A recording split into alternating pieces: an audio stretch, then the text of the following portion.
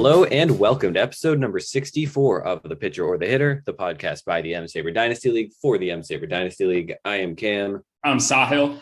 And we are coming at you, recording it Thursday night, the day after the draft. And oh boy, what a draft it was.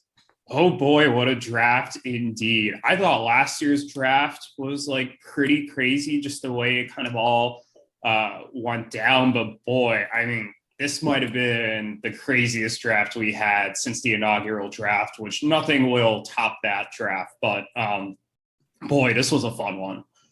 It was lots of trades, it was a very slow draft since so many of the picks, people were trying to trade the picks, and we'll kind of get into that a little bit, but it kind of felt like no one wanted to be in the third round of this draft, it seems.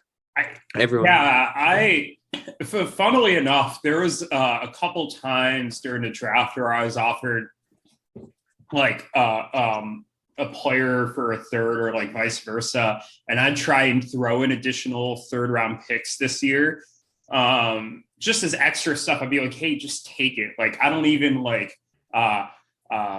need to do this, but here, just take it for free. And they won't even take the picks for free.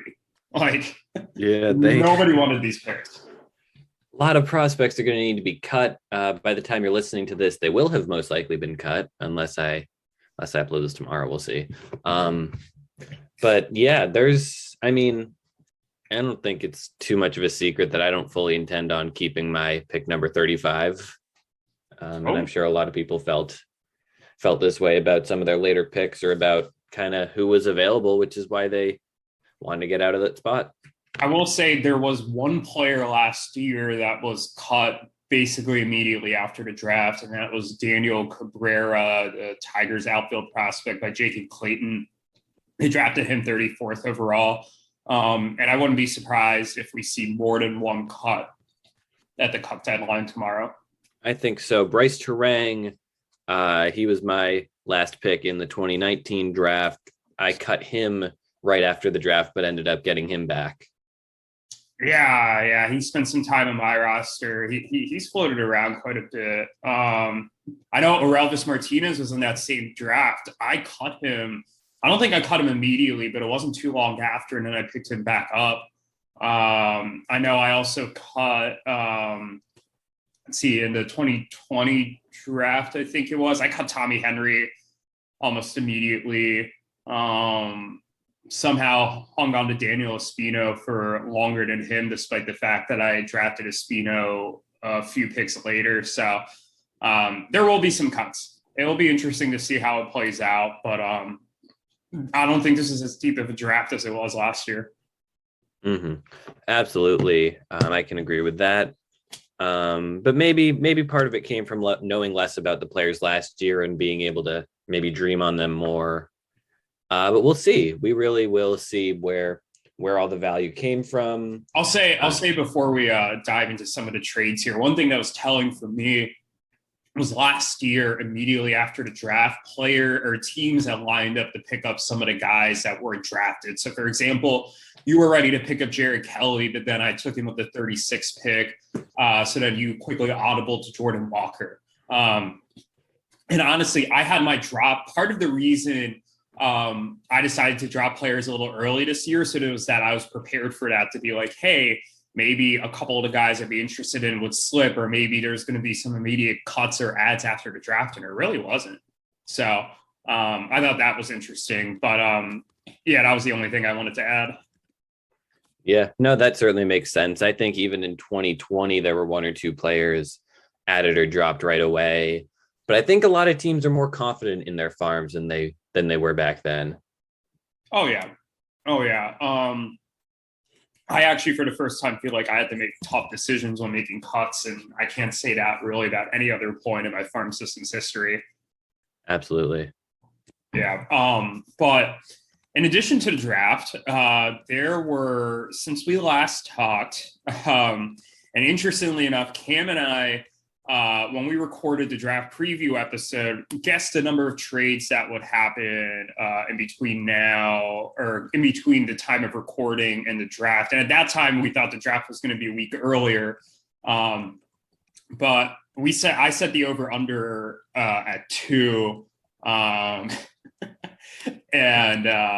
there was very many more trades since the last trade that we talked about on the podcast, which was the Charlie Blackmon Tommy Pham deal. Ironically, Tommy Pham has already been cut. There have been, if I can do math correctly, 20 trades.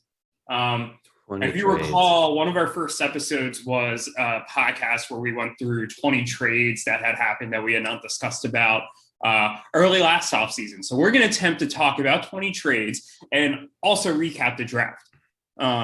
It's going to be a fun one. It's going to be a long one. Are you ready to start recapping some of these trades, Cam?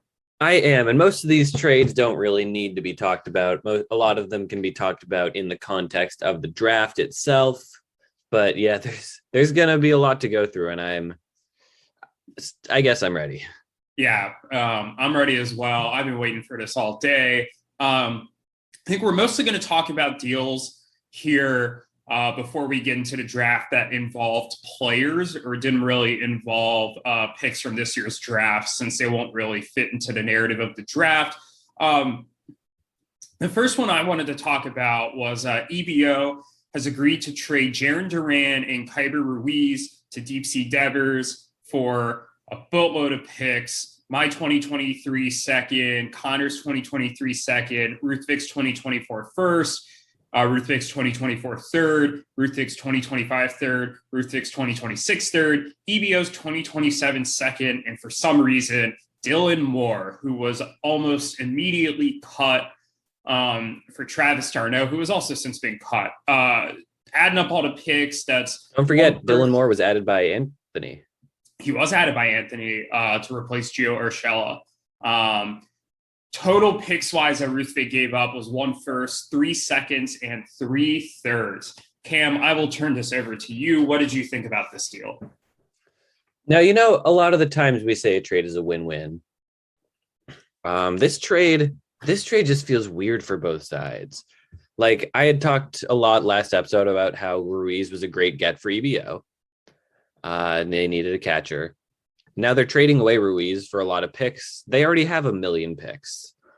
And then I guess they did acquire Joey Bart to be their guy, and a later trade, which we'll talk about. But I don't know. It's weird. And meanwhile, Ruth Vick clearly needs to overhaul his farm system. He disagrees. But now he's trading basically out of the next several drafts for Jarren Duran, is he still prospect eligible? He is still prospect eligible. He's 25 years old. He is currently sitting on their major league roster right now, I believe, and not their farm system. But yeah, he is prospect eligible. He's 25. He really struggled last year in Boston. And I've heard some rumblings that he's not going to start the year at the team. They want to see him more in AAA. That would make sense. I don't really have a lot of confidence in him right now or in his ceiling. And I'm not sure, I guess. At some point, they'll be stuck with him kind of as a Willie Calhoun type on the back of their roster.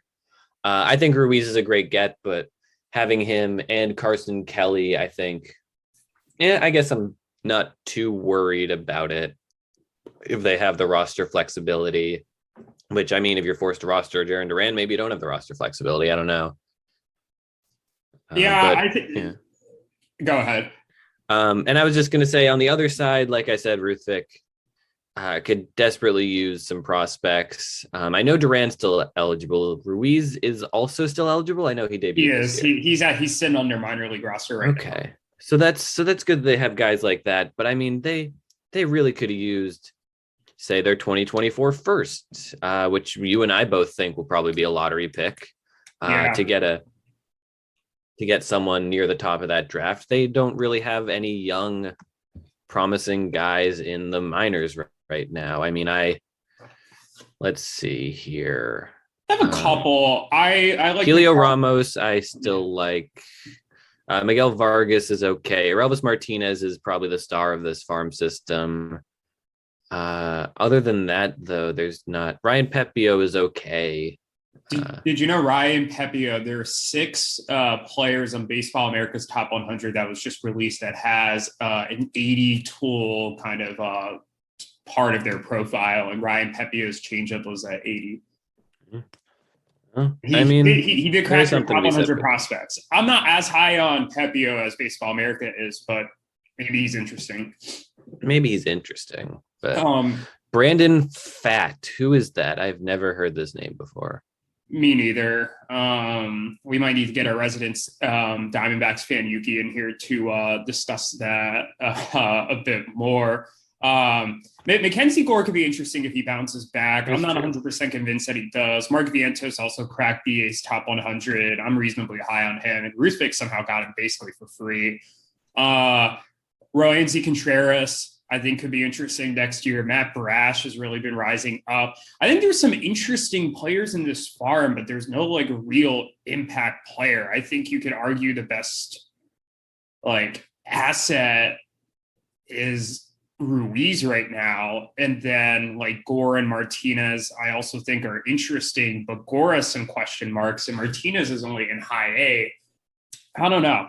I mean, for me, kind of evaluating this trade, I like the idea of them going after both Duran and Kyber Ruiz. I mean, I know I kind of, put some caution on Kyber Ruiz last week when we were discussing that in the context of the Torkelson deal, but I do think he's a pretty solid fantasy catcher and a solid asset.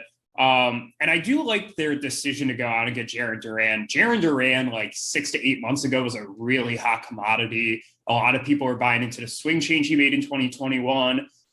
He looked like somebody who could be an interesting fit in the Red Sox outfield, which, like, let's be honest, like, besides Verdugo, like, there is room for somebody to really break in there.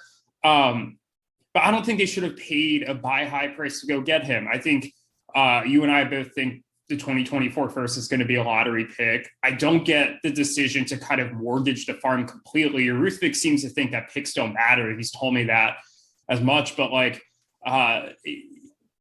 they're good trade assets. They're good, to supplement the farm a little bit. I've started to learn that. We'll get into my draft later. I thought I was able to add some good pieces of draft picks. And I don't think he needed to pay this much to get both Ruiz and Duran. So I question it a little bit from their perspective. I think there's a little delusion here, combined with the Blackman for Pham deal, which made zero sense to me. I think their 2023 first is also a lottery first, and they gave that up for basically nothing. I mean, I think in a 12-hour span, Ruthvik and Nick just made their future substantially worse. One quick note about EBO. I know that they did eventually go out and get Joey Bart. I think I would rather have Kyber Ruiz and Joey Bart. Don't you think? I agree. So I kind of get them trading Ruiz for the value if they believe that Ruthvik's first is a lottery pick, which again, we both agree. But moving forward, I'd rather have Ruiz than Bart. So maybe a little bit of a question mark here. Are you ready to move on to the next deal or anything else you wanted to say? Let's do it, but really briefly.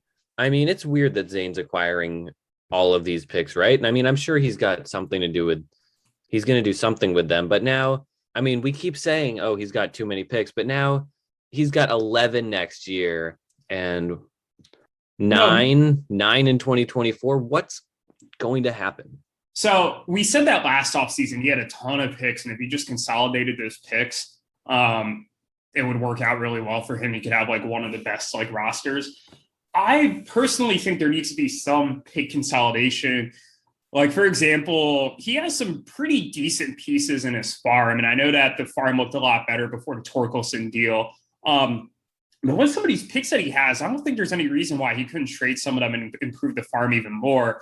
And I thought he kind of forced himself to give up some good, assets just to make room for some of those picks. Like, for example, I know we're jumping a little bit here, but he gave up Kevin Alcantara and Austin Hendrick for just a bunch of future third round picks. And like Austin Hendrick was the 10th overall pick last year. That might've been the first pick he made in the draft last year, or the second pick behind Bean. And Alcantara just got the 50th on Fangraphs. So, while it's great to have all these picks, you end up having to cut some good players. I think he needs to consolidate a bit. I could see him during the season doing some of that consolidation to go and get some of these major league pieces. I think he's shown a willingness to do it already in the draft. Like, for example, what he traded back into the first round with Andrew yesterday, which we'll get into later. But man, I don't know. I sort of have a new strategy like all the time. They do control the market for picks right now, which might work to his advantage. And then if you're just looking at his 2023 first, I can see a conceivable scenario where he owns 3 lottery picks of those picks. And I think there's kind of a consensus among most of us in the league that the 2023, like the top of that round, is going to be really good, especially compared to this year. So I don't see why he wouldn't want to, keep those picks in the first round of 2023. Absolutely. But it's time to move on here. It is. Up next, Rhys Hoskins was traded for, and I quote the spreadsheet, the multi-positioned Tommy Edman. Yeah, I like this a little better for Connor. And I'll tell you why. Tommy Edman, I think, is a very solid player, but he only had like a 308 OBP last year. He had 30 steals. That was nice to go along with 11 homers, so it wasn't terrible in the 91 runs, but he's not really a great offensive player. And guys like Nolan Gorman are going to come up, and Juan Yepez apparently is some guy that everybody really likes, and Lars Nootbaar, and some other players where I wonder if he's not going to get the 691 plate appearances that he got this year. I wonder if it's going to be a little lower, which would knock down some of the stolen base numbers. Don't forget Edmundo Sosa. I'm buying into the hype there. Oh, yeah. I really like Edmundo Sosa, too. Thanks for mentioning him. And honestly, if for whatever reason the OBP goes down just a little bit, like the average is not really getting up there, because he has a pretty low walk rate. He could have an OBP running below 300. And I think at that point, it's going to be hard to see him getting a lot of leadoff appearances, which will help him steal and get some of those runs. So I do like the multi-position eligibility. He'll be second and outfield eligible next year, but I'm not the biggest Edman fan. Rhys Hoskins, I think, is very underrated. He does have some injury concerns. Last 2 years, 41 games in the 60-game season, then 107 games this year. But in 443 plate appearances, 27 home runs, 71 ribbies. He had a bit of a down year with the OBP this year, 334, which after having a 384, 364, 354 to 3 years before that. A lot of it can be attributed to a surprising drop in his walk rate, which I'm choosing to view more as a one-year blip than anything else. I don't think he suddenly lost the ability to walk. He still walked at a 10.6% clip, but it was usually a more of an elite rate. And I just think he's a really solid asset. He was a guy I had been looking to acquire for a while. And I think he'll pair nicely with Paul Goldschmidt for Connor. So I really like this deal for him. Yeah, I think it's a little bit of a need for a need. EBO has Jose Abreu now. They have Joey Votto. They have Spencer Torkelson now. So really, Hoskins was a good guy to trade. I think they could use some of the flexibility. I'm thinking maybe Edman wasn't the best guy to get, although if they're really looking to get some stolen bases and boost themselves there. Although they do have Trey Turner, Javi Baez steals. I guess Akil Baddoo stole 18 bases. So it's not like they were Alberto Mondesi too. Oh, yeah, man. So it's not like they were hurting for stolen bases. I think I like the idea of trading Hoskins, but I don't think Edman was the right guy to get. So I think, yeah, Connor did well here. Honestly, if I'm them, I know Abreu's probably a little better than Hoskins now, but given that like Abreu's like 35, I think, I personally would have rather have seen them do an Abreu for Edman deal as opposed to Hoskins for Edman. I wonder if Connor might have been amenable to that because, the whole White Sox thing. That's true too. That does make sense. It's hard because they did just acquire Abreu, but that doesn't stop them. No, when has that ever stopped EBO for making a deal? Yeah. But, I think, I mean, my initial reaction was a little more favorable, but Edman was worse last year than I thought he was, and Hoskins was better last year than I thought he was. Yeah, if Edman had a 350 OBP his rookie year, for example, if Edman was able to run like a 330 OBP even, I could see liking this more. for EBO, but not at a 308 OBP and a 387 slog. Yeah, the way the Cardinals just cycle through infielders. I don't know. Exactly. But anyway. Hoskins is a guaranteed role next year, especially like batting either before or after Bryce Harper, and Edman really doesn't have a clear role as the season goes on. Do we want to move on to the next deal here or anything else? Nope, let's move on. Like 3 deals are pick deals. One was a 3rd round pick swap. One was, and I'll bring this up here now just because I think that this kind of sets the table. I did trade 19, 20, and 21 to get Connor's 2023 first, which then the trade after I traded to Eric to get Zane and Max's 2022 first, which was the 8th overall pick. We'll get into those later, but that kind of set up the foundation for a lot of what happened in the draft. I really wanted to move into the first round of this year's draft, and I was able to accomplish that in a pretty interesting fashion. I'd say one of my finer pieces of work, but I think we'll get to that when the draft happens. Do you want to talk about the Alcantara Hendrick deal next? Yeah, so we touched on this one a little bit already. Let's see. You traded. Oh God, there's so much. It's basically 6 3rd round picks, 4 of which I had at the moment, 2 of which were the next 2 3rd round picks in the future. I had already traded one of them to EBO in a deal that happened yesterday. We'll get into that later. For Austin Hendrick and Kevin Alcantara. I kind of talked about my thoughts about both of those players, so I'll let you talk here. What did you think of this deal? Yeah, I think it's super weird. 6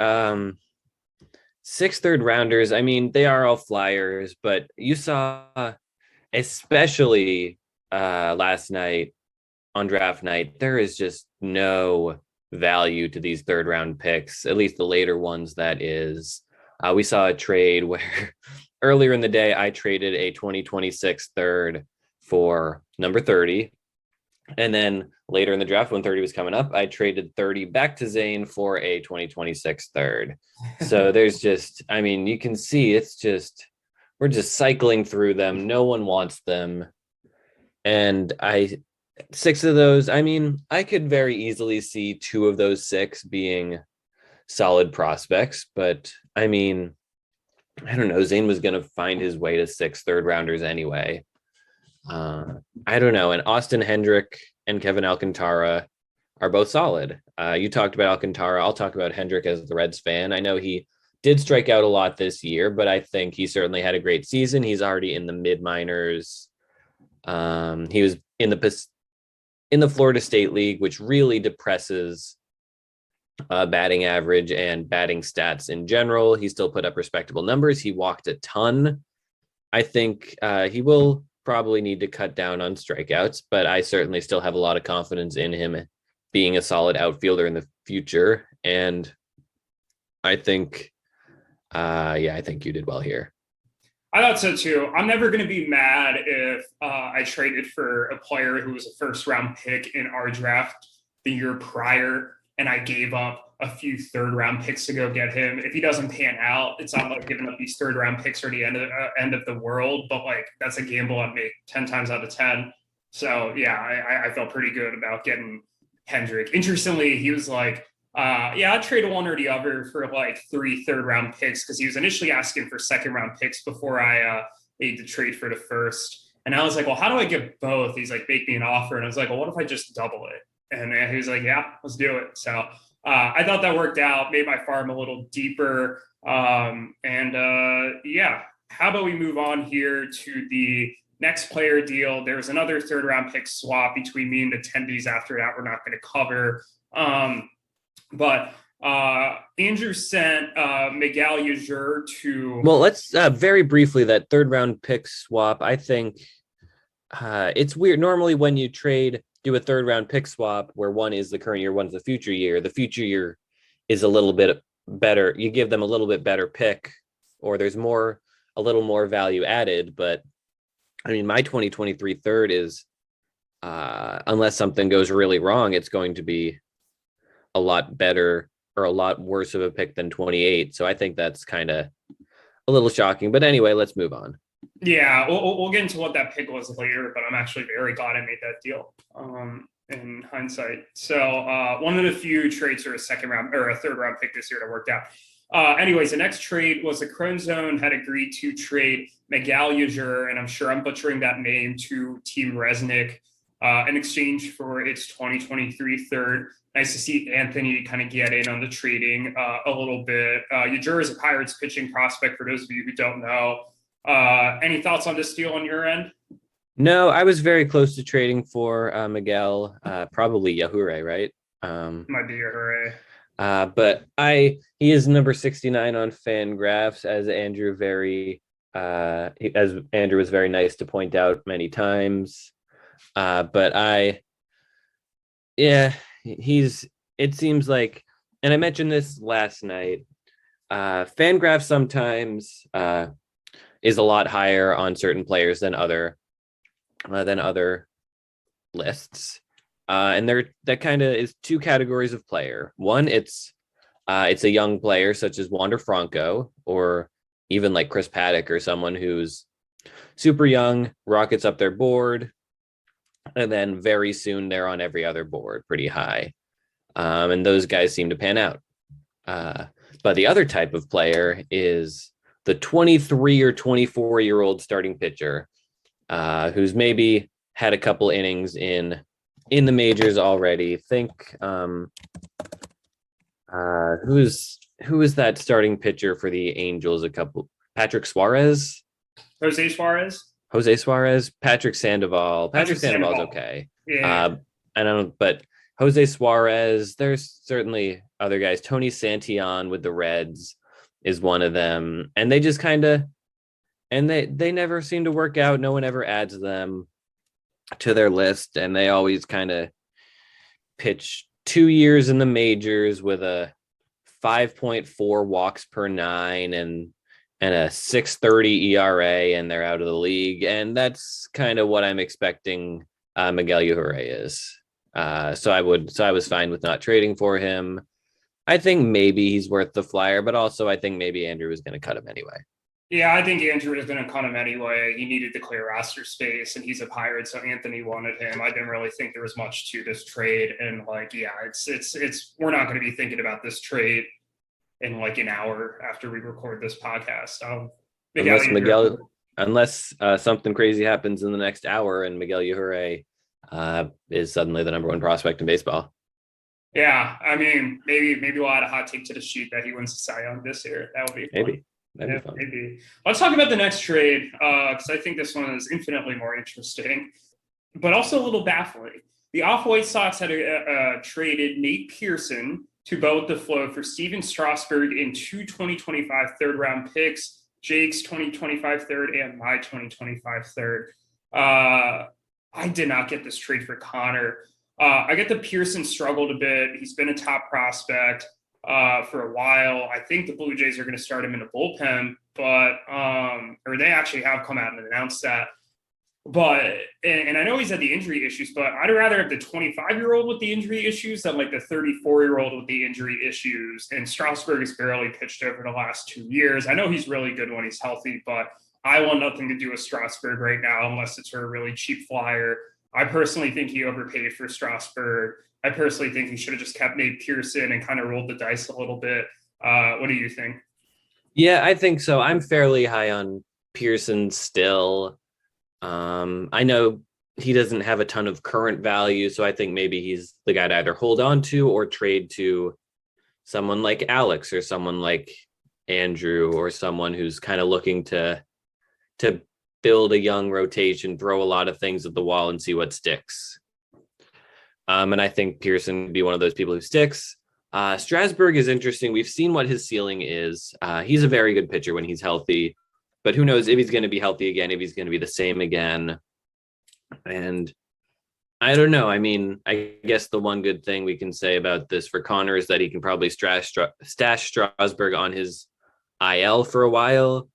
But I don't know. I feel like Connor has really pivoted hard into acquiring older guys and trading away all his younger guys. We've talked about his farm system going from top to bottom of the league in record time.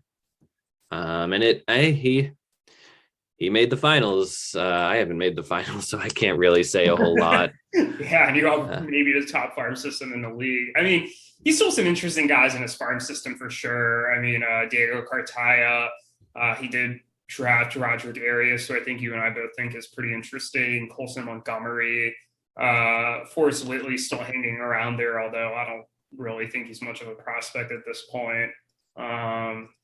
You did trade away Joey Bart, who was in the farm, but certainly an interesting strategy for him. I think I would have kept Pearson there, but anything else you want to discuss about this trade?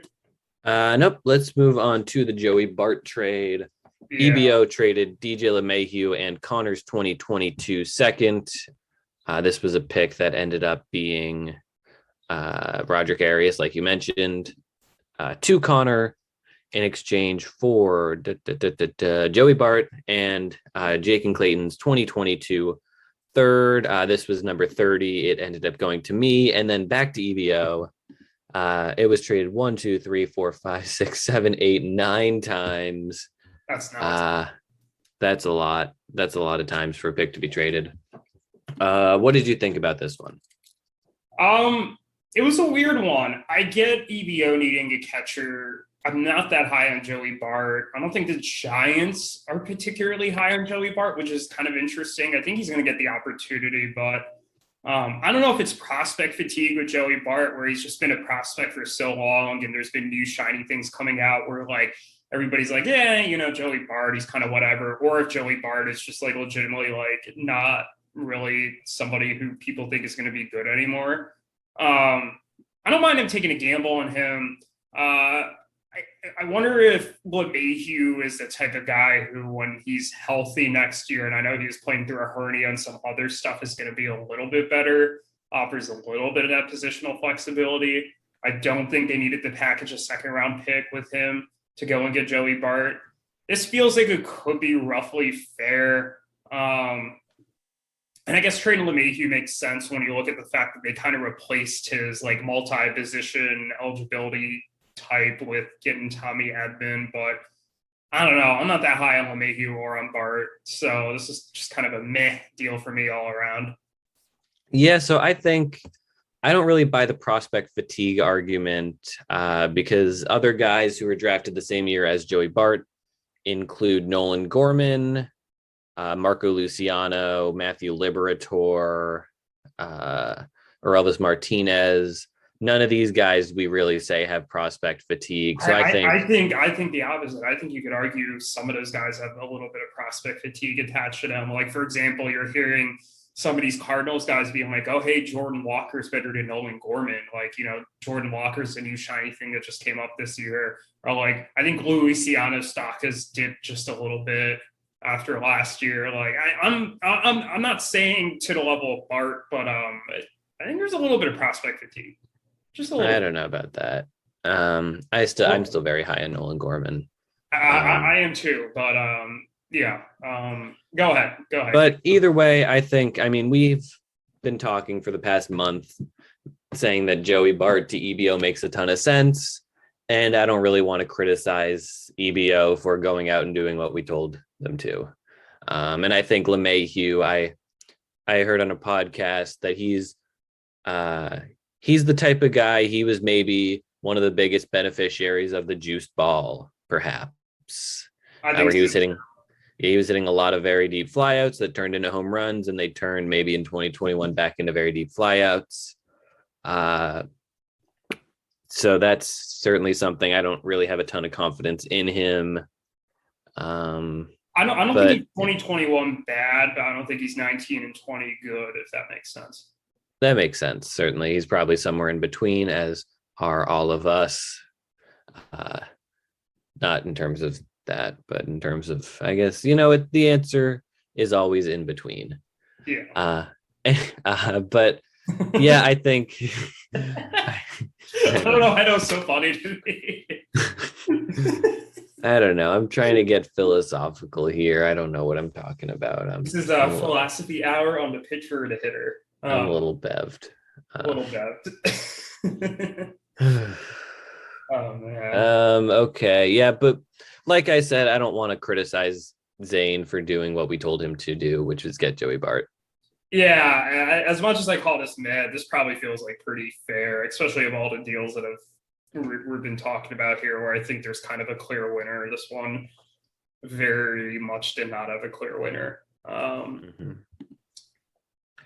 Okay, what's left? We have, I guess all we have left is a couple pick trades, and then all the trades that took place on during the draft. But there's two trades let's talk about that happened right at kind of the tail end of the draft that didn't involve picks this year or anything with this year's draft really.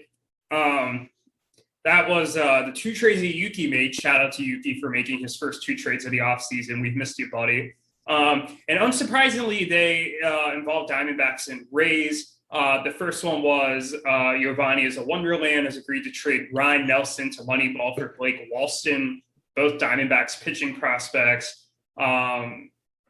I literally like Blake Walston. Walston and Nelson are both Fangraphs or Baseball America top 100 prospects. I actually, when Yuki picked up Walston, I was kind of like, damn, like maybe I should have picked him up. Walston was ranked a little higher than Nelson. Walston's younger, and Walston, according to the scouting reports, is supposedly a higher upside guy, whereas Nelson maybe has a little more predictable floor but a lower ceiling. I'm not really looking for a bunch of pitchers to come up with my rotation, so I was happy to trade back, get a guy who's a little highly ranked by BA, and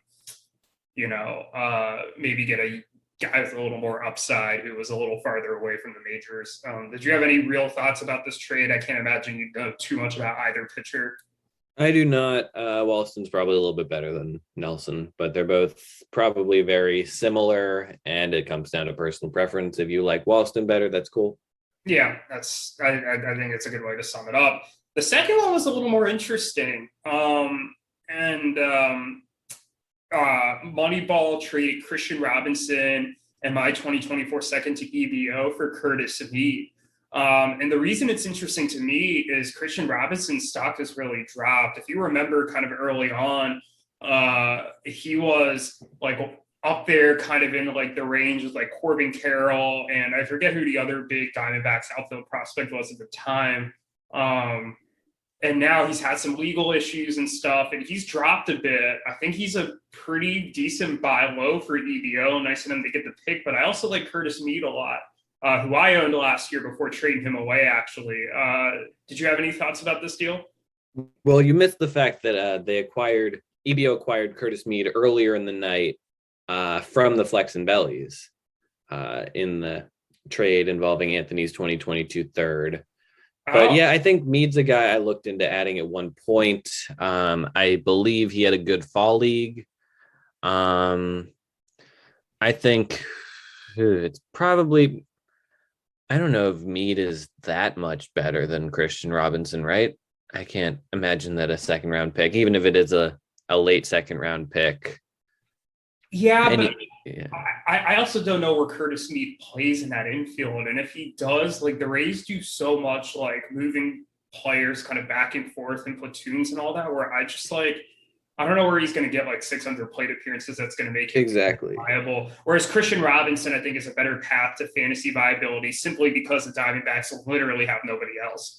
Right. Yeah, no. And my point was that Robinson was packaged with the second, which is right. He was the one who, they had to add value to which is surprising. I think Mead's stock is a bit higher right now, and Robinson's stock's at an all-time low, hence needing to add the pick.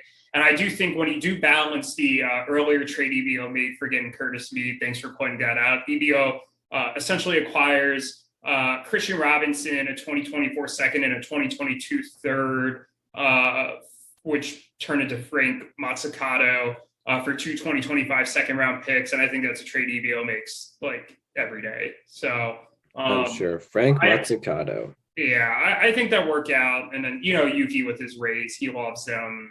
and I think he would marry the entire organization if he could. I'm sure what happened here was Yuki saw that EBO acquired Curtis Mead. Yuki probably chatted Zane like, hey, I want to acquire Curtis Mead, and Zane sent out an offer. Yeah, that's 100% what happened. It is interesting to me that Yuki was so willing to trade away these 2 Diamondbacks. Like maybe he knows something that we don't, but I'm pretty confident in how this played out. It's so hard to predict what Rays prospects are going to be good, and I don't know why he's necessarily trying to do that. I don't know. Yeah, it's a little confusing. But are we ready to finally talk about the draft? Yes, let's do it. We have hesitated long enough. Let's get into the draft. And how are we going to do this? What's our MO here? Why don't we do this? Why don't we announce a quick break, and then how about you and I talk about what the plan is, and then we could dive in. Let's do it. Yeah, a little behind the scenes look there. Yeah, but we're gonna take a quick break. We are going to totally not discuss what we're doing, and we're going to come back.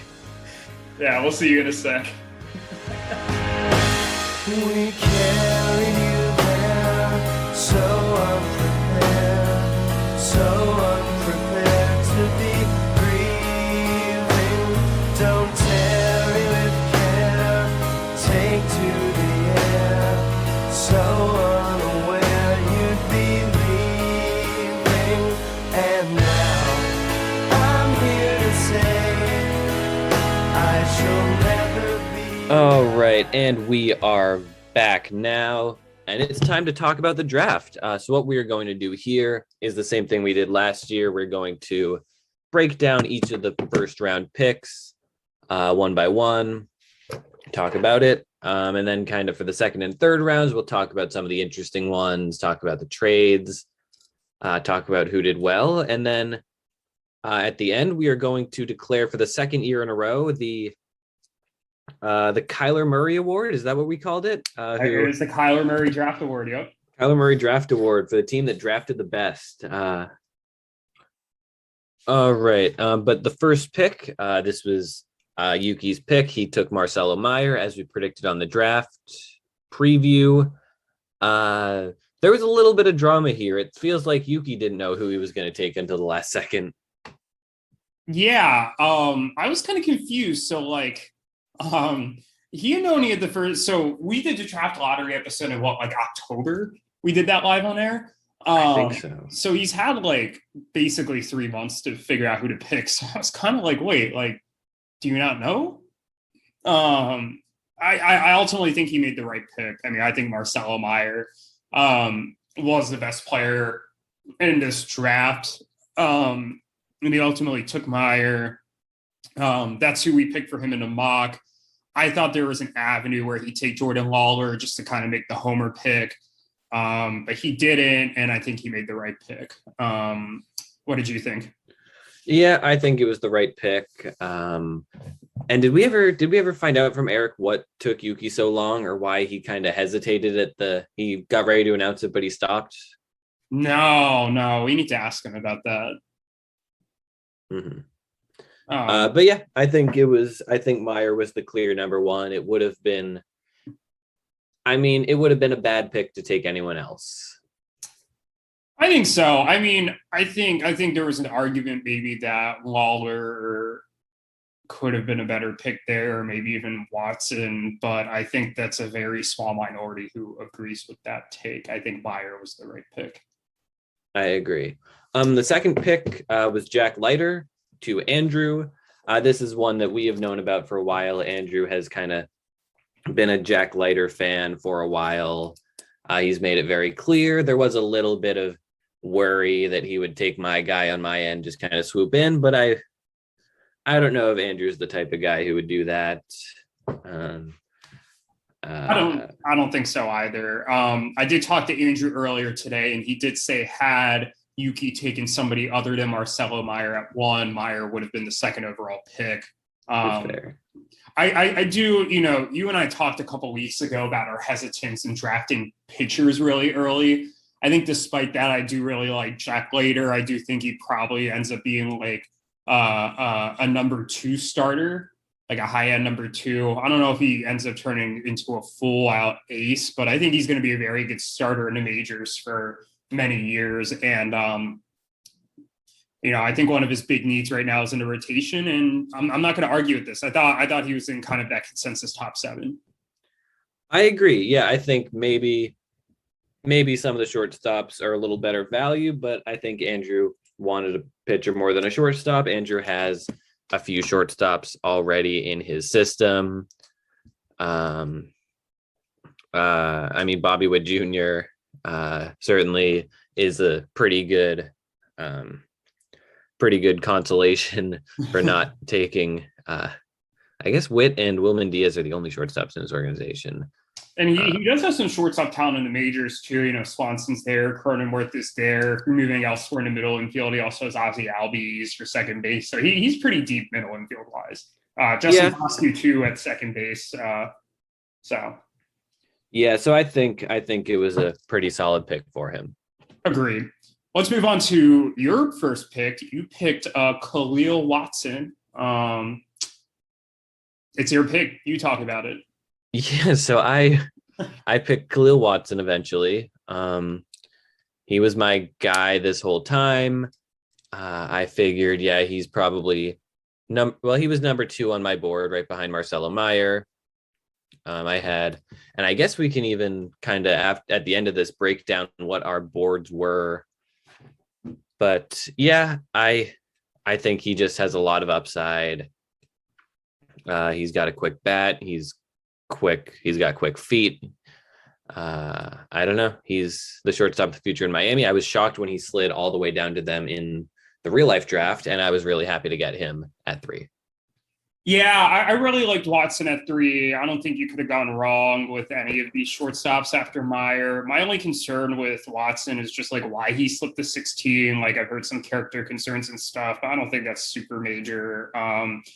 And yeah, I like this pick for you. It's what I expected you to make all the time or the entire time. And we were 3 for 3 up till this point. And I believe Lawlar might have made us 4 for 4. Lawlar made us 4 for 4 when he was taken at 4. So this pick, we kind of took us a while to get a hold of Daniel. Just a little bit. Oh, speaking of Lawlar, can we go back to the fact that Jordan Lawlar was actually your pick at number 3, and then you're like, wait, hold on. Can you explain that one? What happened there? I wish I could. I just straight up said the wrong name. I don't confidently too, like it was your pick. I really don't have an explanation. I was straight up completely sober at the time. I was looking at my board. I saw, okay, I'm picking 3rd. So my top 4 were Mayer, Watson, Lawlar, Leiter. And I'm looking at my board. I'm like, okay, I am picking 3rd. I am going to read the name that is listed next to the number 3 on my board. That makes sense.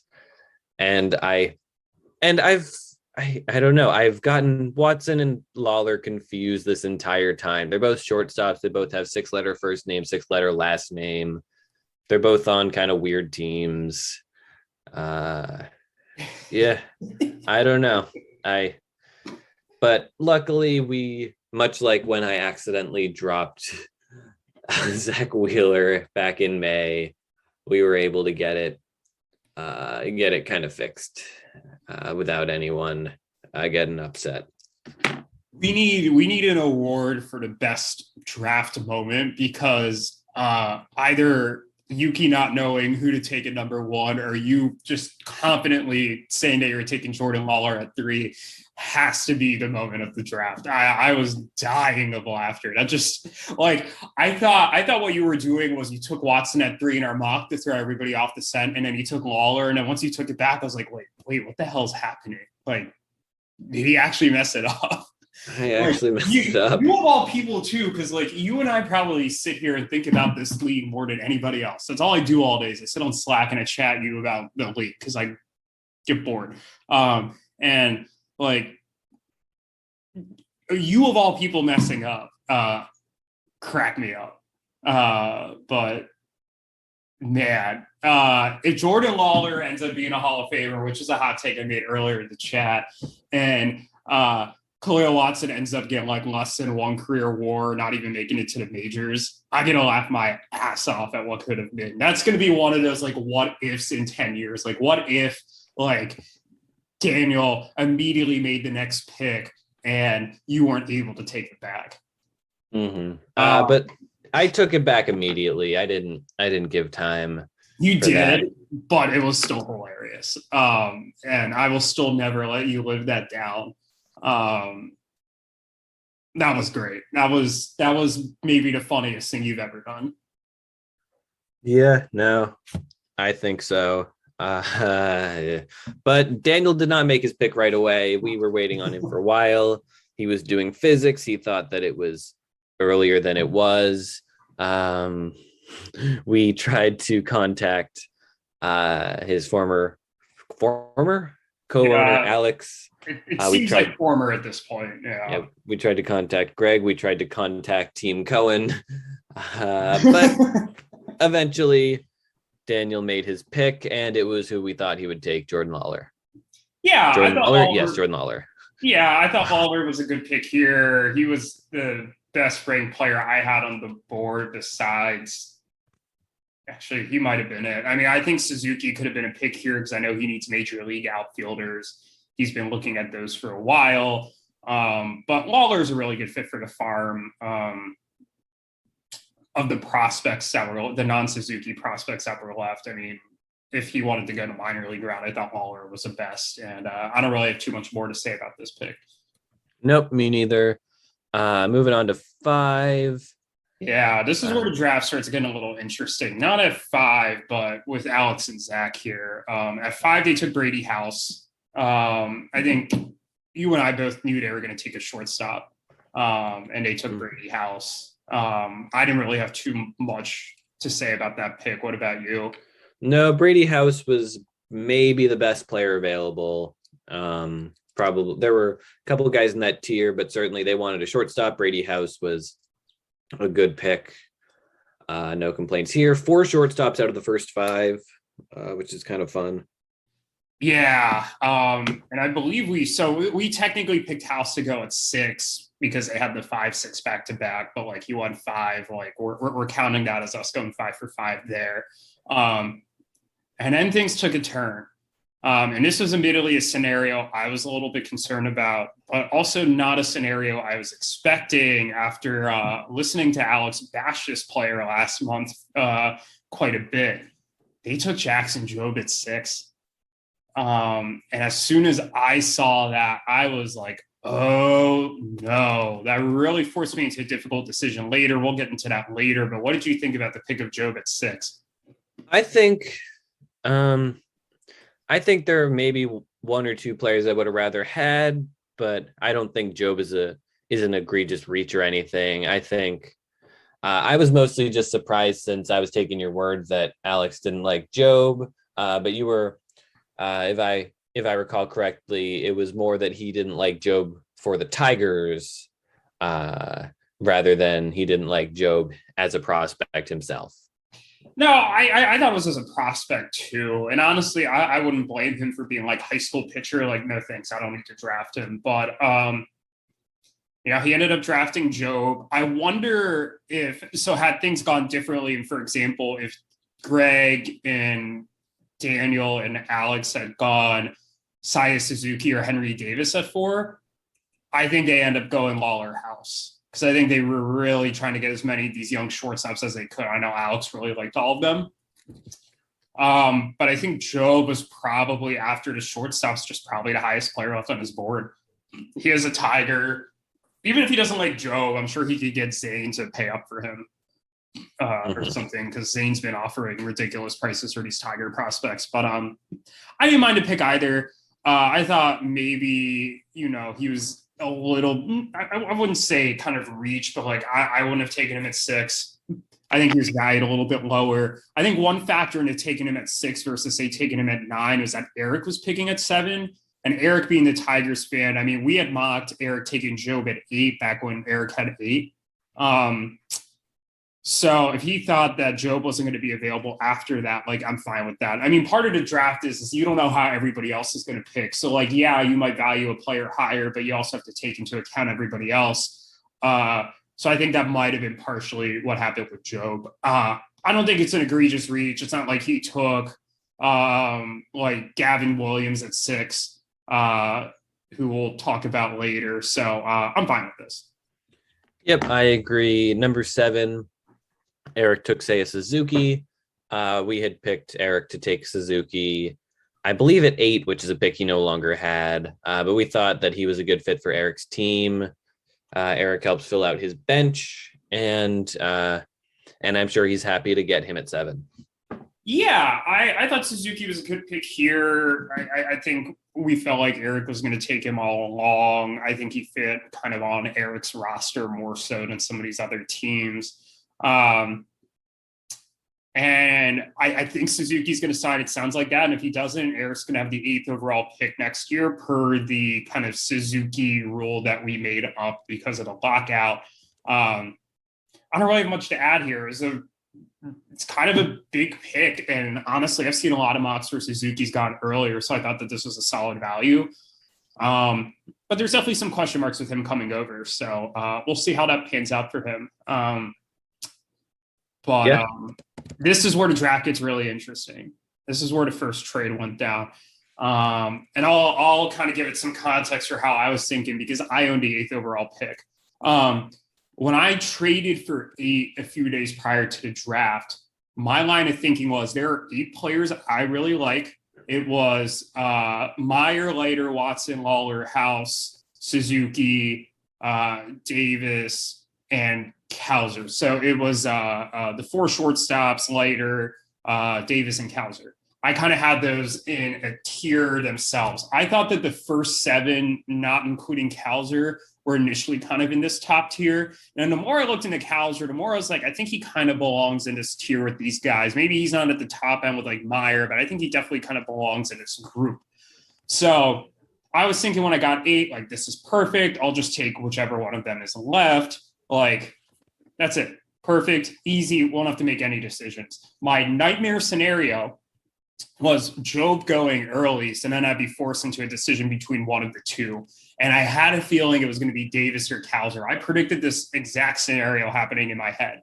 So I'm sitting there at 8 kind of torn because, like, I kind of wanted to go with Cowser because I really liked him, the Oriole and all that. I thought Henry Davis was a little better of a prospect.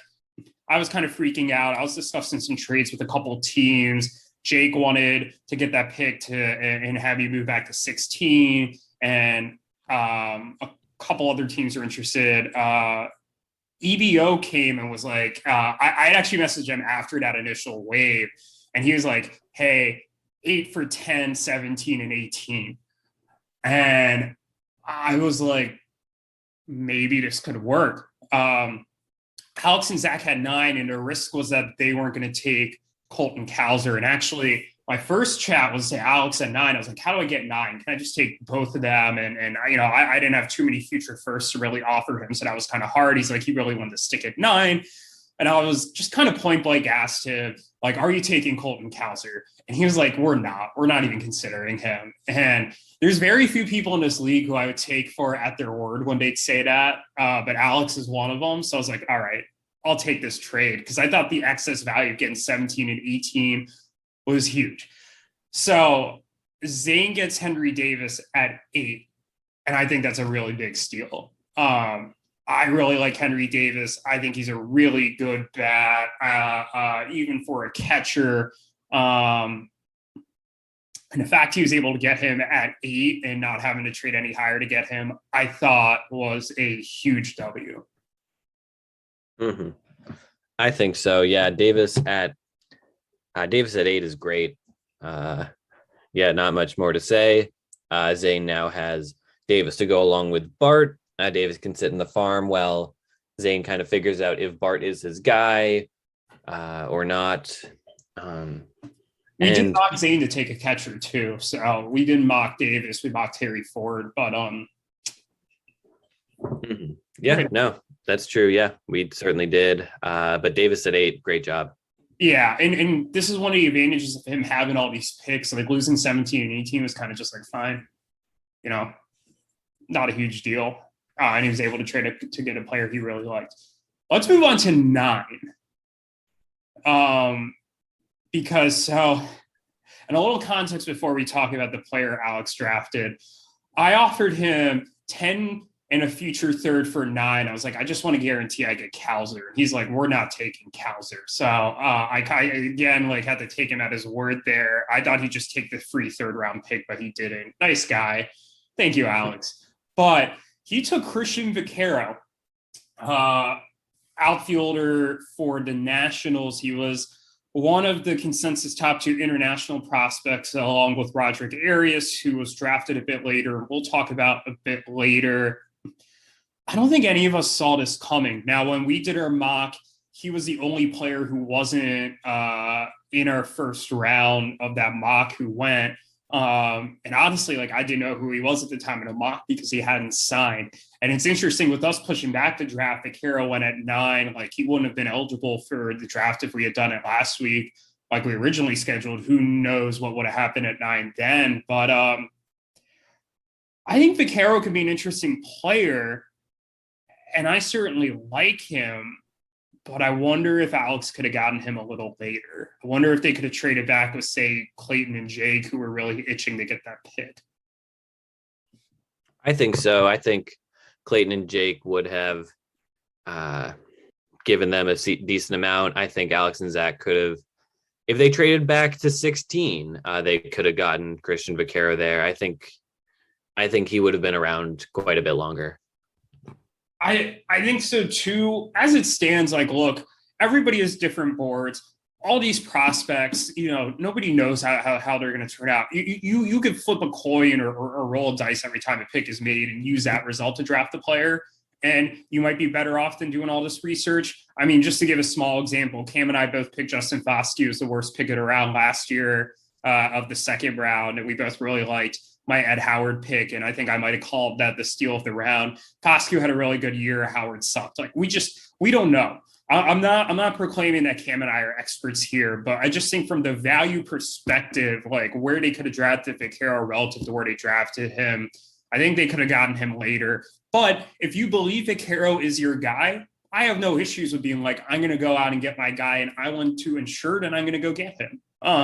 And I'm happy for them for that. If that was the case. And honestly, I'll say that I don't know enough about Vaquero to make a full informed decision about him because he's only kind of popped on the radar recently.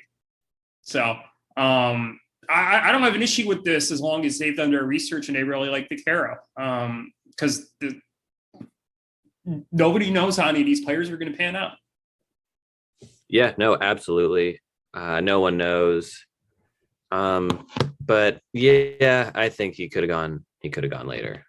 Yeah, absolutely. Do we want to move on to the next pick or anything else you want to say about Vaquero?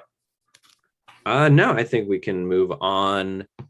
This was your pick at 10. We talked about earlier how you acquired it.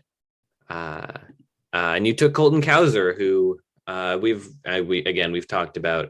You wanted to make sure you got Colton Cowser. Is there anything else you have to say? Yeah, I was really holding my breath when Alex was picking 9th because I thought he wasn't going to do anything. I thought he wasn't going to take Cowser after he said that, but I didn't know. Or maybe he would have traded and somebody else would have jumped to get Cowser because I think there was a few teams here who are interested in Cowser. I know Eric, for example, said he would have taken Cowser at 8 had he kept 8. Yeah, I was incredibly happy to get him. BA, interestingly, put out their rankings, and they had Cowser ahead of Davis. They had Cowser as the 6th best player and Davis as the 7th. I personally had Davis and Cowser next to each other on my board, or basically next to each other. I think House might have been in between them, but don't quote me on that. So yeah, I was pretty happy with how this played out. I got somebody who's in my top 8 at number 10. Yeah, no, I think you did a good job here. Good job trading back. Moving on to number 11 now. This was a pick which Zane and Max used. They acquired it from Andrew. Was this on draft day? No, it was a little bit earlier. It was a little bit earlier. I think it might have been on draft day, but earlier on draft day, like before the draft. Okay. But yeah, they took Benny Montgomery, who we had thought would go a little bit earlier. He seems to be kind of a divisive guy. Yeah, it's interesting because like a lot of the rankings, so like I told you, Baseball America did a mock dynasty draft, and Benny Montgomery did not appear in their top 30 and did not appear when you would have like command F Benny Montgomery in a round to like look up like who teams were considering taking next to the draft one later. But like Fantrax really loved him and had him as like a top 8 to 12 player. I certainly think he's an interesting player. I think this is probably near the range of where he was going to go if EVO didn't take him. Obviously, the potential for playing in cores will be really nice. They drafted Zach Veen last year, and look how Veen panned out. I really like the Veen pick last year. I'm a little lower on Montgomery than I am Veen, but like I think this is a solid value here at 11. I mean, to nitpick, there's a couple names that were left on the board that maybe I would have taken over Montgomery, but like I'm not going to argue with this pick here. I think this is probably roughly around where we thought he would go. And I'm pretty sure we mocked Montgomery to EBO at 10 back when they had 10. I believe we did. I think Montgomery was the best player available. He's they can pair him with Veen. I don't think he's as good as Veen. I don't think anyone thinks that. But yeah, I think he's a good pick. He's a guy who was a little bit during the draft hoping would fall to the Reds. But I'm certainly not complaining. Absolutely. Speaking of you, let's talk about this 12th pick. Last pick of the first round. Cam and I have talked about this for a while, and I know a couple off seasons ago we had Patrick Corbin for Brendan Rodgers. That seemed to float around forever. And last off season, Freed for Vlad floated around for a hot sec. But Mickey Abel for 12 seemingly floated around forever. And I was always like, if there is one name available at 12, like it's something I would strongly consider. As it turned out, I got 17 and 18, and you were looking to trade down from 12 to get some better value and some guys you wanted later. So I traded you 17 and 18, which I had acquired in that deal to move down from 8 to 10 for 12, 34, and a future third round pick, which went to Zane to satisfy a pick I owed him from an earlier deal. And I ended up taking that player I really wanted after briefly contemplating trading that pick for a future first. And that player was Harry Ford, the Mariners catcher prospect. I really love Harry Ford. I fell in love with him kind of during the pre-draft process. Super athletic catcher, power and speed. So interesting. He has quite a bit of speed for somebody who, is projected to play behind the plate, although they do think he's athletic enough to play a bunch of different positions.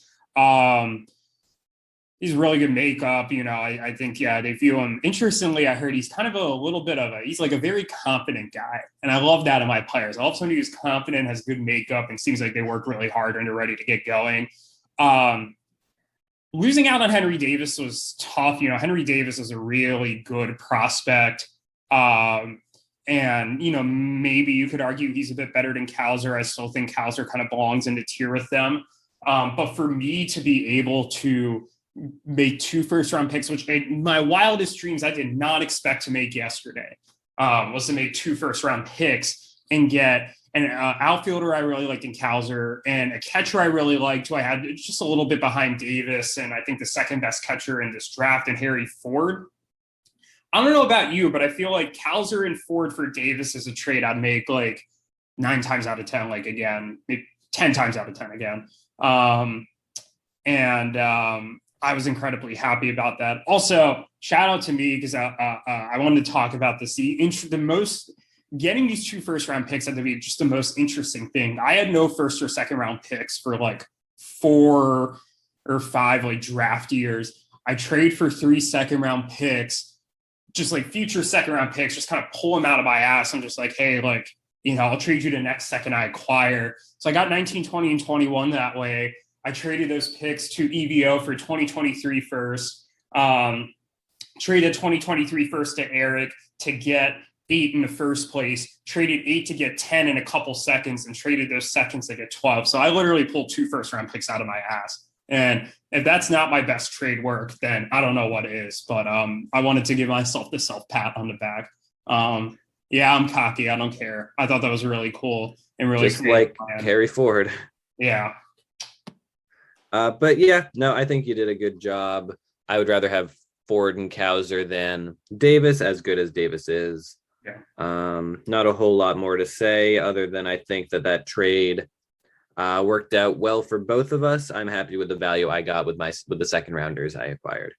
Absolutely. And that wrapped up the first round. I was going to ask if there was any surprises. I'm guessing you're going to say Vaquero at 9. Yeah, Vaquero at 9 is definitely the only real surprise of the first round, I would say.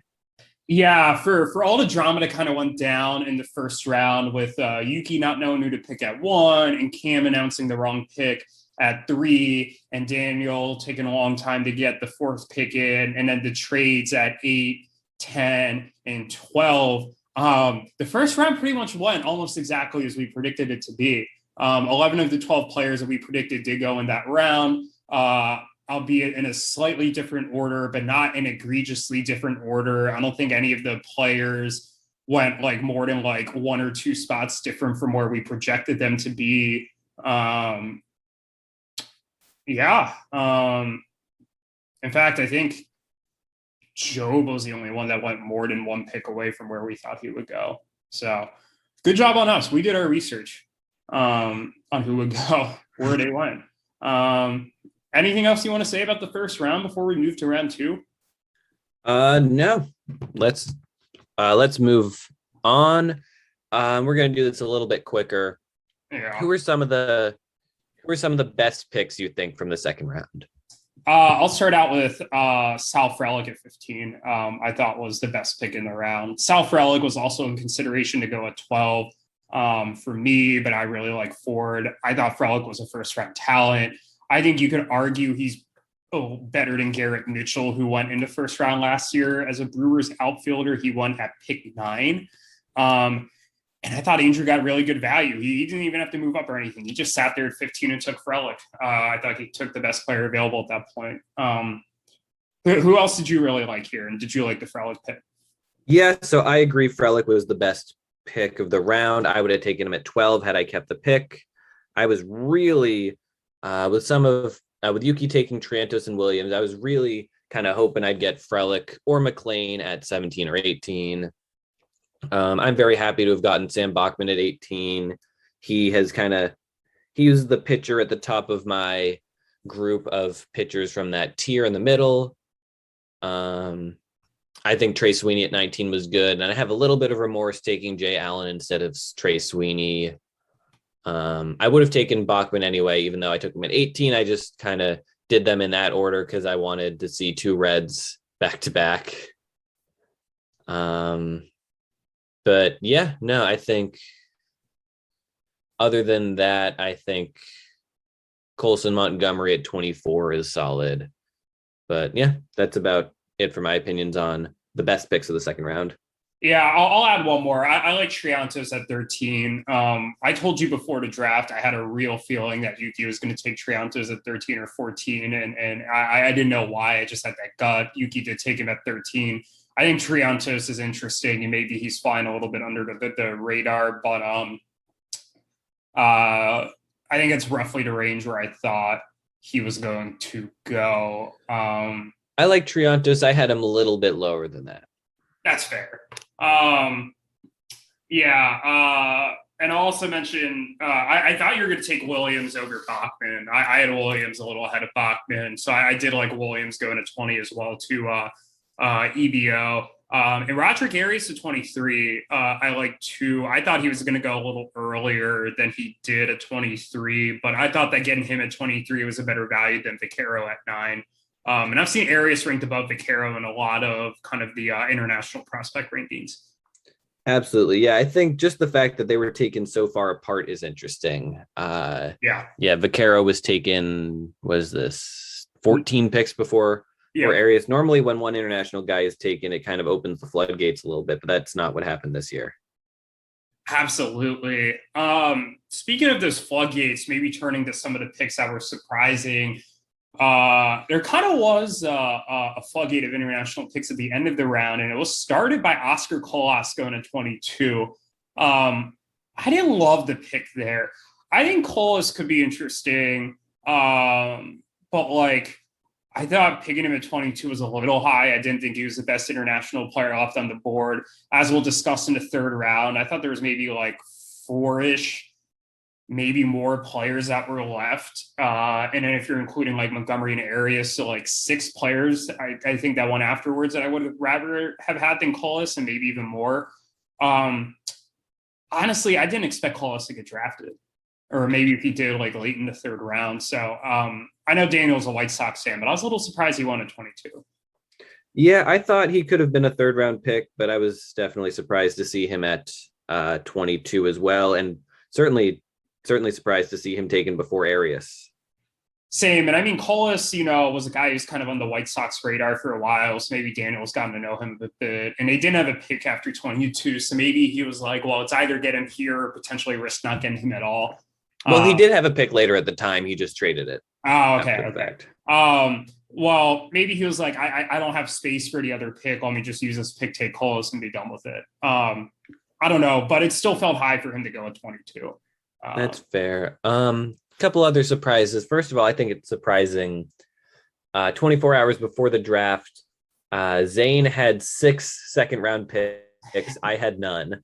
And then I ended up making more second-round picks than Zane did. And we talked about Allen and Bachman, but I also took James Woods at 21, who I think was a good pick. I think that was a good pick there, too. That's pretty much where I pegged him as going, like 2021.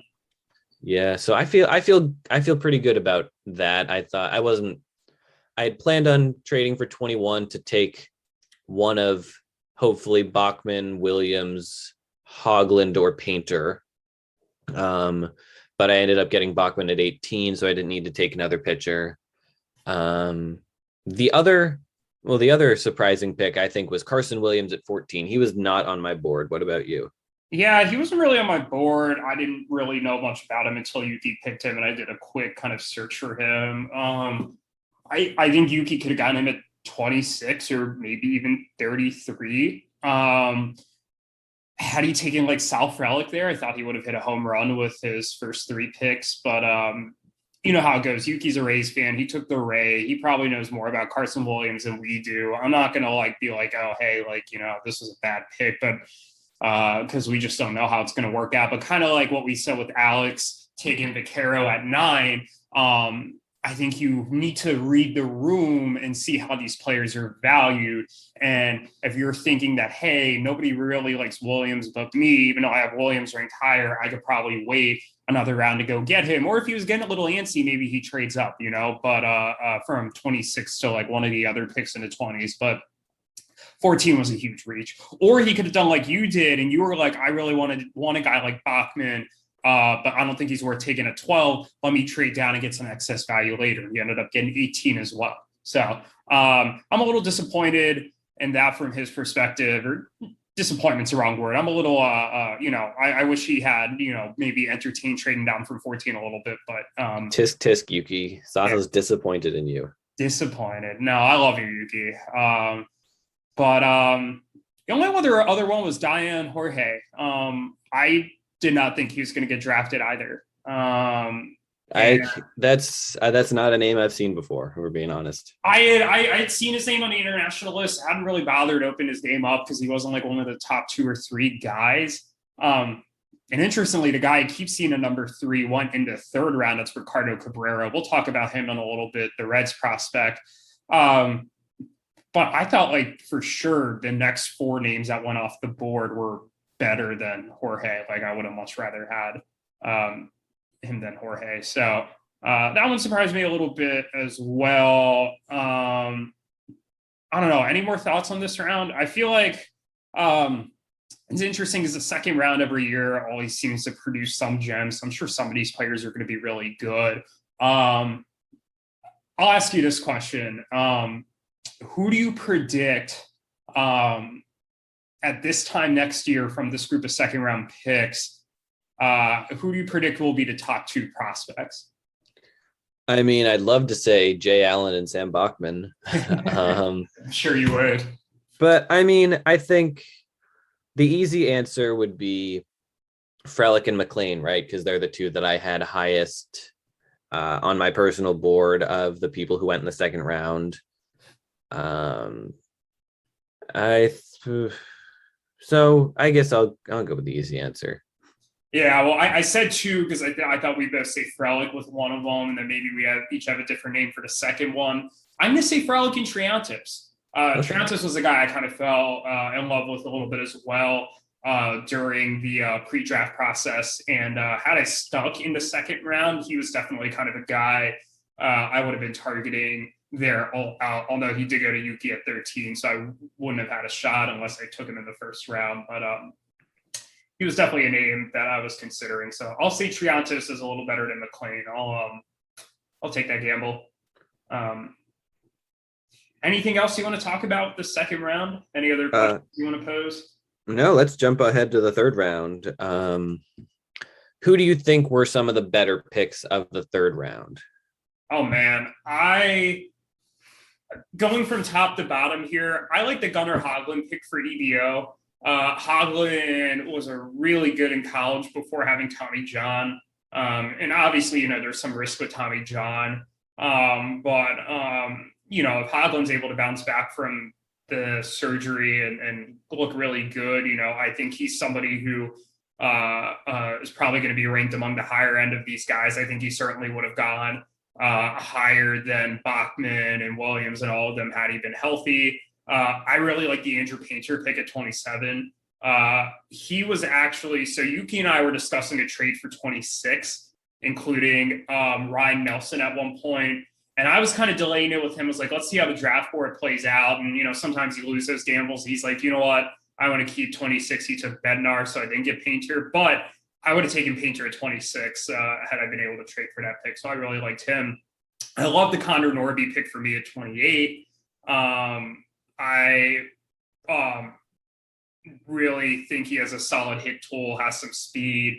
I think he was flying a bit under the radar because he was a second round pick in the real draft. And Eric said he was going to take him at 29. So I'm glad I didn't risk taking him any later. Those are 3 names. I don't want to steal all the names. Who did you like? Yeah, so Painter was the one name that stood out to me. He was someone that I think could have very easily gone in the second round. No one would have batted an eye. Jordan Wicks at 36 is solid. And Frank Mazzucato. He's a guy that we kind of laughed about all night, but I think 31 is a good spot for him. That's about where his value is. And he's got a lot of upside. He pitched great in high school. Who knows? He's from Connecticut, which means I'm rooting for him.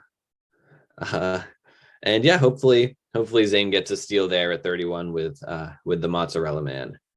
Yeah, I know he said it's a meme pick, but it looks like he intends to keep Mazzucato. I don't know if it's a meme pick. I think it's a meme name taken at a good value time. What's the big meme about him? I still don't get it. Is it just the fact I don't know, because he was a massive reach when the Royals took him 8th overall, and he's got a funny name. He's Frank Mazzucato. Whoa. Oh my God, that voice. I can picture you. I wish I could see your face when he made that voice. You can see I am pushing my jaw forward and my lips are out. It has to be the most awkward looking thing ever. Oh my God, never change, Cam. Never change. Oh boy. No, but I think you're right. Mazzucato is a guy he could keep. I also wouldn't be surprised if in a week, he finds another prospect he likes better and Mazzucato's gone. But I'll point out a couple other picks that I liked here. I did agree with you with the Jordan Wicks analysis. Baseball America had him as the 18th or 19th best dynasty asset, interestingly, and a lot of us had him a little higher. I've seen it come to Marco Gonzalez. If my last pick in a round turns into Marco Gonzalez, I'll take that. Also, there's an interesting history of pitchers being taken with the 36th overall pick in our draft. That's turned out pretty well. Shane McClanahan was the 36th pick. Jared Kelly was the 36th pick, who hasn't done anything notable in the majors, but he was eventually traded for a first-round pick. So, hey, who knows?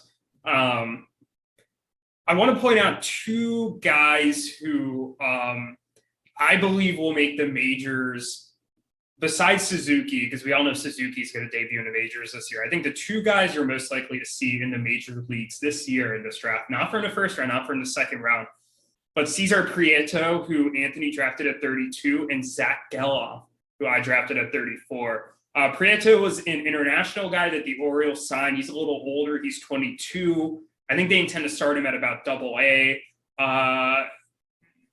The sense I've got is, he could play second primarily, but also like a little bit of shortstop and third. He's kind of a big contact hitter. I think I've seen some comps to like Nick Madrigal, kind of with the profile. And the Orioles need infield help. So I wouldn't be surprised if we see him in the majors, maybe as like a September call-up type of player, maybe like in August, or if not, I think definitely in 2023. So I don't know how much of an impact he's going to make, but there's something to be said this late about drafting a player that like is actually going to like have some sort of major league impact. And then Zach Geloff. Geloff was drafted in the second round by the A's, and he made it to AAA by the end of the season. He only played 3 games there, but he hit really well in single A, 7 homers and 11 stolen bases in 145 plate appearances there. Matt Chapman might be on the move. I would not be totally surprised if Geloff, being kind of the advanced college bat that he was, maybe starts out the season in AA or AAA, and if Chapman's traded, is playing third base down the stretch for the A's to end the season, or if not, certainly by 2023. So I thought they're both interesting names. Geloff was kind of in my tier of third round picks. It's like him and Norby were like my 2 biggest targets in the round. So to get both of them, at least for me, I was really happy about. I basically strangely got like all the players I really fell in love with that I was targeting. I thought I might get 2 of them. I ended up getting 4. Were there any other names you liked? I just kind of hijacked this talking about my team a little bit, but anybody else you wanted to talk about? No, we've basically talked about every player there is. I think the only player we haven't mentioned by name who was taken is Michael McGreevy, who was my 3rd round pick. I think he's fine. I also don't think we've mentioned Lonnie White by name. Zane took him. I think he's fine. Yeah.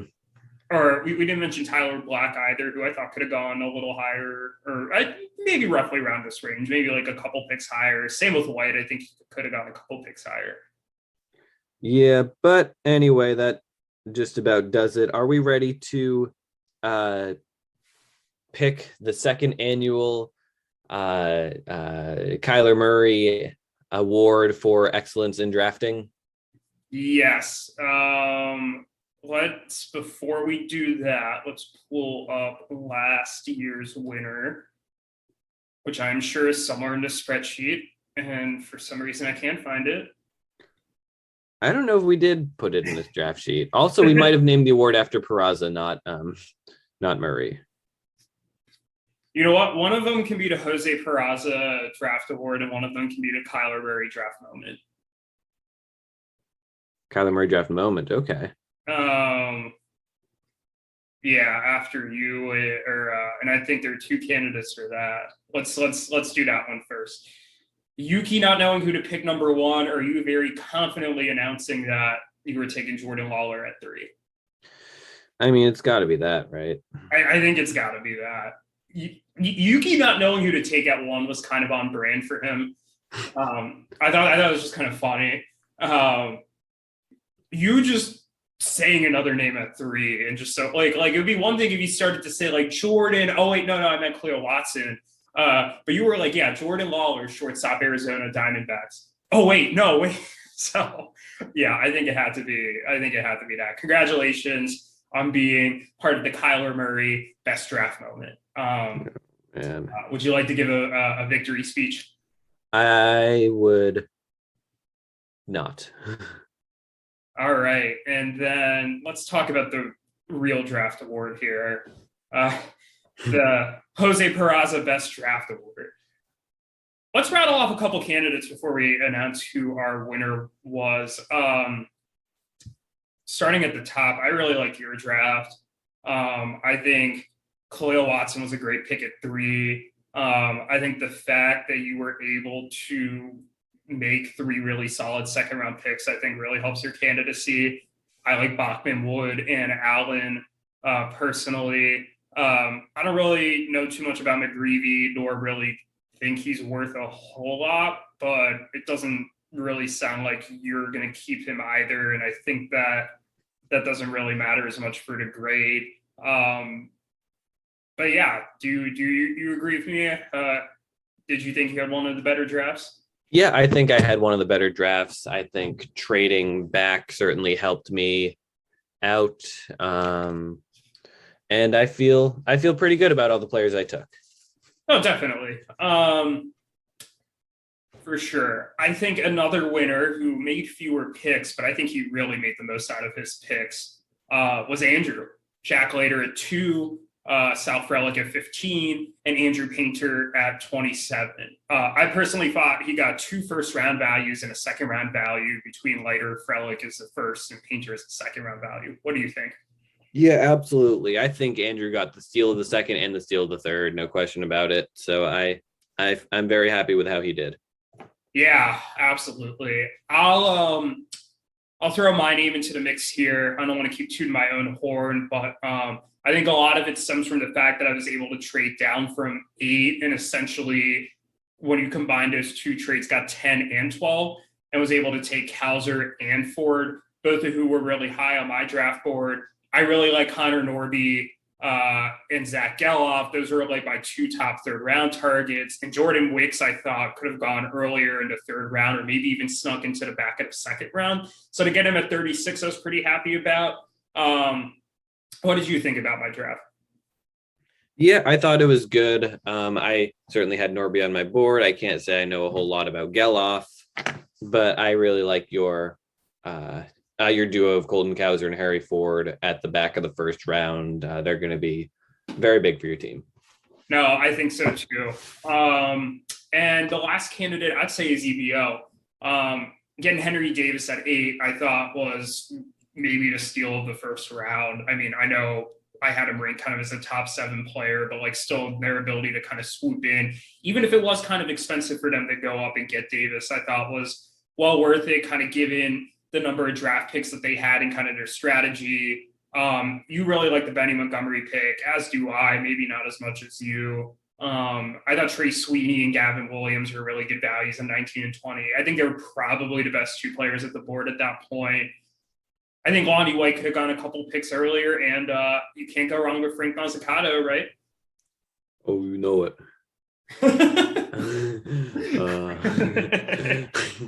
You know what? Next episode, you have to do entirely in that voice. No. We'll see. We've got 3 interviews coming up next week. We are interviewing separately. We're interviewing Greg, Alex, and Zane to talk about first of all Greg's introduction to the league. This is long overdue. But Zane and Alex to talk about their drafts. It's a lot of fun. And I guess we can announce now that Zane is the winner of the Jose Peraza Memorial Draft Award. Jose Peraza is still very much alive, but we just thought we thought Zane made so many picks. There were all people who could have gone a little bit earlier for the most part, that we had to do it. We had to pick Zane. I'm pretty sure we picked him last year. Yeah, I was just about to say, because we both, I really like the Bean pick, especially Mitchell and Hendrick as well. Three very solid outfielders. They got Chris Shea, who we thought was a first round value at the time, and then Kate Cavalli before they threw him in as a throw into a deal. Like, that was a really strong draft. They have since traded away cut all of those players but Garrett Mitchell. Veen in the Torque deal, Hendrick in that third round pick deal, Cavalli is a throw in, and Crochet a cut. Crazy. But yeah, we'll see how many of these guys EVO owns at the end of the season. I did want to ask you a couple more questions before we got out of here. All right. What are your questions? Here are my questions. There are currently, if I can do math, 22 of the 36 players from last year's draft are still on the same roster that they were on draft day. How many do you think will be the case a year from now with this draft? I think I will be safe and say 16. No, 16 is not half. 18 is half of 36. I can do mental math. Actually, I guess there were 39 picks, but I'll still say 18. 37 picks. 37 picks. 37 picks. Boy. You want to say 18 and a half? Yeah, I've rounded up to 19. Final answer is 19. 19 of these will still remain with their team. I think a lot of third rounders are going to be gone pretty shortly, but I can't see too many of the earlier picks moving. I think people will try and stick them out. Yeah, I think there's going to kind of be a third round exodus. I'm projecting about half of those guys are gone, maybe like 3 of the seconds and 3 of the firsts. When you add that all up, that's 37 minus 12, that's 25. That still feels a little high to me, so I'm going to say 23. 23. I was thinking 19 was a little high because I know this third round especially has people that I can't imagine teams are super attached with. But yeah, but like even if that's the case, like I don't know how many of these guys immediately get cut, and like I know like I intend to keep my 3 third round picks, so that's maybe factoring into it. And I own a quarter of the round, so as did Zane, interestingly. All right, which pick is the highest pick that is traded a year from now? So in other words, like if you think Mayer will be traded between now and then, you'd say like number 1. Last year's number 1 was obviously the one traded with Torkelson being dealt. Veen was second at 6. And if you take that trade out, the highest pick that was traded was 7, was Emerson Hancock. I'm going to go 8. I think Zane trades Henry Davis between now and the end of, and now and this time next year. Or at the very least, he's the most likely high pick. Interesting. I'm gonna say 6, and I'm gonna tell you why. I think Zane finds a way to get Jackson Jobe in some sort of trade with Alex. I don't know if he's gonna be the centerpiece, but I think he's gonna want to collect his Tigers, and I have a feeling Jobe's not going to be on that roster, especially because Alex already has a lot of pitching talent. I don't think he's a necessity on that roster. That being said, I could see Suzuki being traded if he doesn't really pan out for Eric. I could see Davis being dealt. I could see Montgomery being dealt. So there are a few names in the first round I could see being dealt. Let's see if I have any more fun number questions here.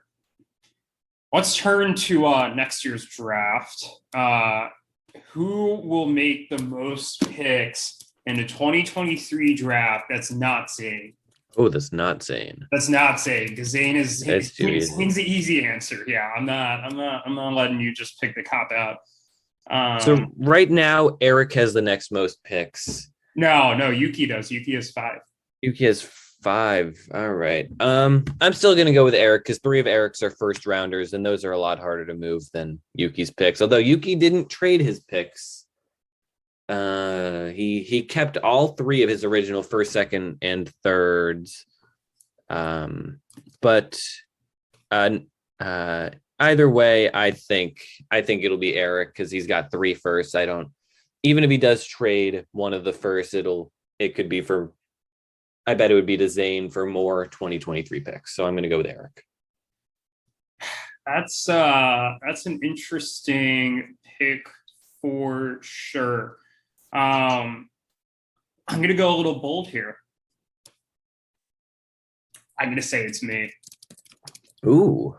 Fun fact, I made the most picks in the 2021 draft. I made 7 picks, which was the most ever. And I believe EVO tied that with their 7 picks this year. I made a renew commitment to the farm. I had 5 picks in this year's draft, which was one of the higher numbers. You also had 5. Yuki had 5 as well. And you saw how I was able to just pull out 2 first-round picks out of my ass without really any resources to actually go and get those picks. I didn't give up. So I'm going to be bold and I'm going to say it's me. I don't want to go with the safe pick. All right. Couple more questions. Does Ruthvik make a pick in the 2023 draft? Yes or no? No. Okay. I'm going to say no as well. I think maybe he acquires a 3rd somewhere and then decides to trade that pick away or not use it. But yeah, I don't see Ruthvik making a pick. And my last question. There are currently 7 teams next year that own a first-round pick. How many of those how many teams total make a first-round pick next year? I'm going to say 9. 9 feels about right. I think some teams will get rid of their duplicates. I think 9 is about right. I don't think Zane makes all 3. I don't think Eric makes all 3. I don't think so either, which means that I was going to say 9 as well, but I'm going to go with 8 because I think something else happens too. And that kind of either makes it so that somebody is hoarding. I don't know who it's going to be, but there's going to be some hoarding. And I lied. There is one last question. I just thought of a good one. Who makes the number 1 overall pick next year?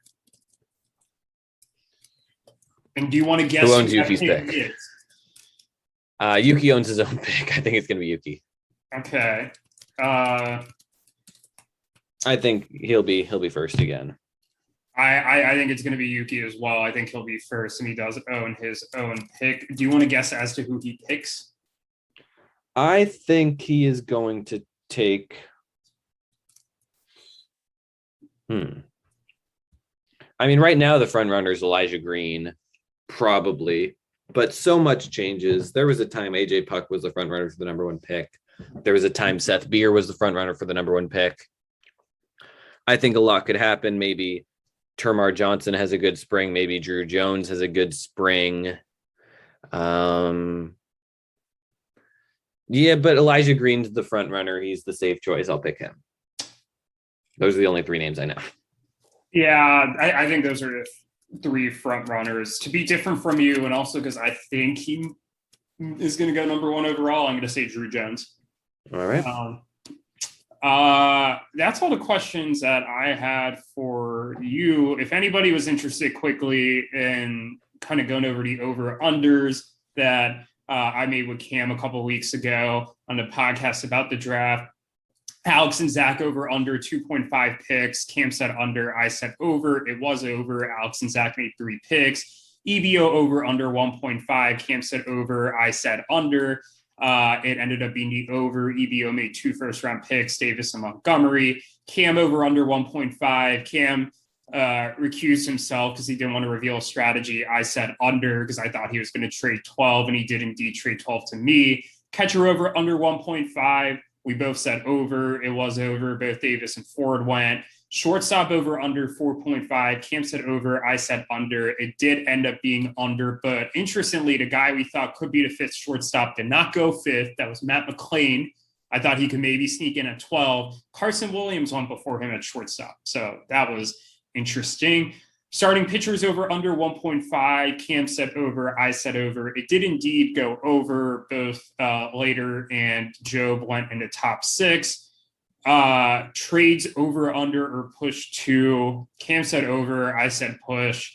We're not really going to count that because like an extra week happened since that happened. And obviously that number is way higher than 2. So I guess Cam is technically right with the over. Then we said on a 1 to 10 scale, what do we think the odds are that no trades happen in between the recording of the podcast and the draft? On a 1 to 10 scale, you said 2, I said 3. And boy, were we wrong. We were so wrong. 3 trades or something like that in between the recording. 21. No, 20. No, Wait, no. That's not including the. Okay, but there was a lot. If you're including the trades that happened, like with the emergency podcast and then the Fantrax draft podcast that we did, because we hadn't recorded this podcast at the time of recording the draft preview, then I think it's closer to like 23. 3, 4, 5, 6. All right. Is there anything else we have remaining to talk about?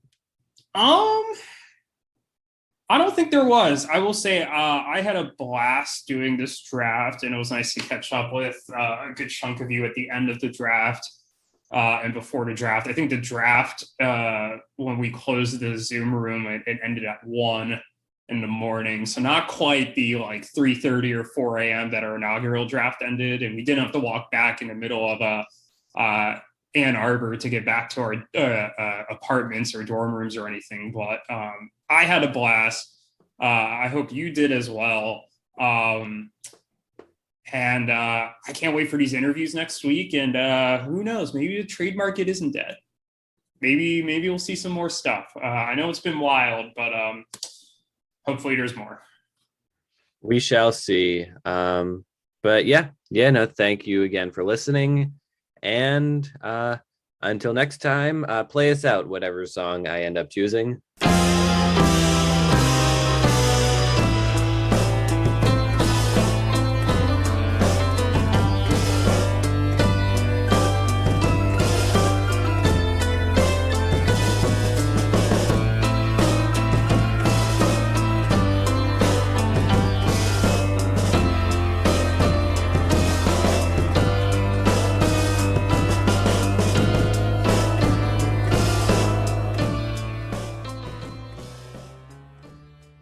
This podcast is good.